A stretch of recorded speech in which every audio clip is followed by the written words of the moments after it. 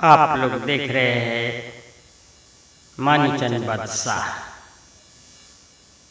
तीर धनुष बन जाता है और उस तीर धनुष को ले जाने के लिए 10-5 गाड़ी आ जाता है। तो क्या होता है,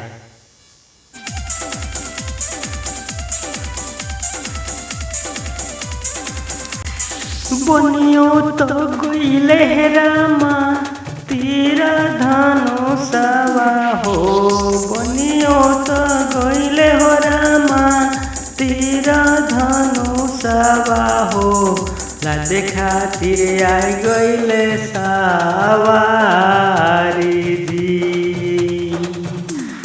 बनियो तो गइले हो रामा तीर धनुषवा हो, लादे खातिर आई गइले सवारी जी। You are listening to BME music, but singer by Bipin Bidhata।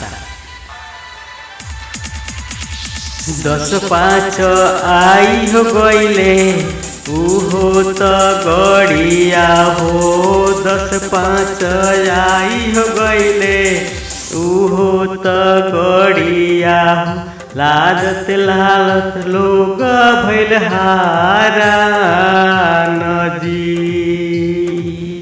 बनियो त गइले हे रामा,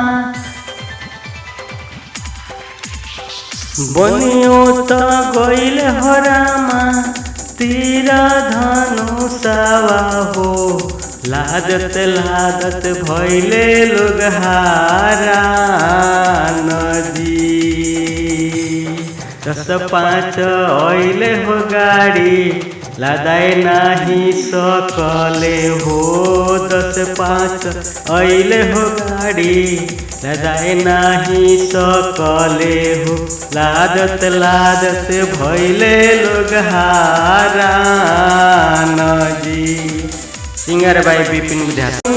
तो गइले हो रामा तीर हो धनुषवा की, बनियो तो गइले हो रामा तीर हो धनुषवा की, लादे की नाही केहू सकल दी।